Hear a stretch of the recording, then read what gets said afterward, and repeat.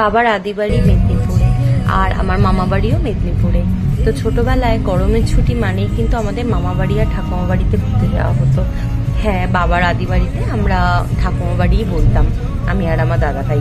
যতই বড় হয়েছি গ্রামের বাড়ি যাওয়াটাও তত কমে গেছে। আজ প্রায় 10 বছর পরে আমি আমার ঠাকুমা বাড়ি যাচ্ছি।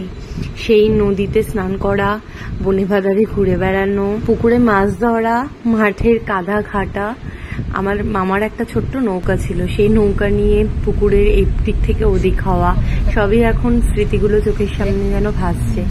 তো বাবা মারা প্রত্যেক বছরই একবার করে আসে, আমার আসা হয় না একদমই। আজ 10 বছর পরে আসছি, এই রাস্তাগুলো দেখে যেন সব স্মৃতিগুলো চোখের সামনে ভাসছে। দুপুরবেলা বেরিয়েছিলাম, তাই পৌঁছতে পৌঁছতে আমাদের সন্ধ্যা হয়ে যায়।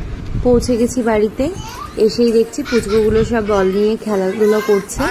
তো আমাদের বিট্টুকে তো চেনোই, যারা আমাকে চেনো, আমার দাদার মেয়ে।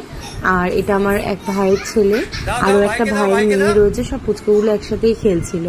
তো বাড়িতে ঢোকার ভিডিওটা আমি তুলতে পারিনি, কেননা এতদিন পর এসেছি, তো অন্যরকম একটা এক্সাইটমেন্ট কাজ করছিল, একটা ইমোশন কাজ করছিল। তো তার জন্য সেই ভিডিওটা আর তোলা হয়নি। যেটুকুনি সময় বাড়িতে ছিলাম, এই বাচ্চাটাই পুরো মাতিয়ে রেখেছে। ওর কথাগুলো এত মিষ্টি আর এত শুনতে ভালো লাগতো, মানে বারবার ওকে দিয়ে একই কথা বলানো, মানে পুরো সময়টা ওকে নিয়েই কেটে গেছে আমাদের। এত মিষ্টি বাচ্চাটা।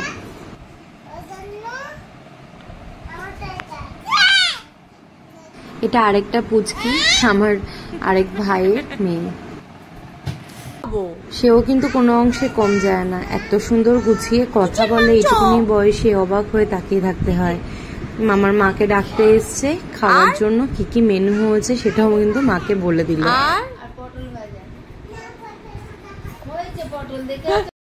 এদিকে রাতে রান্না চলছে, আমার ভাইয়ের বউ আর আমার ছোট কাকি মিলে রান্না করছে দেশি মুরগি।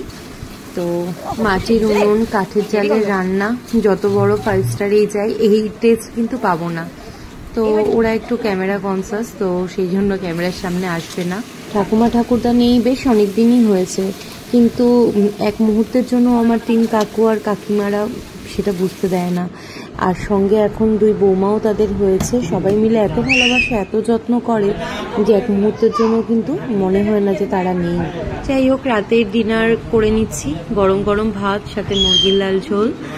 আর সকালবেলা তোমাদেরকে গ্রামটা ঘুরে দেখাবো কিরকম লাগে দেখতে। আর ভিডিও তো এরকম করি না, তো প্রথমবার করলাম। ভালো লাগলে একটু আমাকে জানিও। Thank you.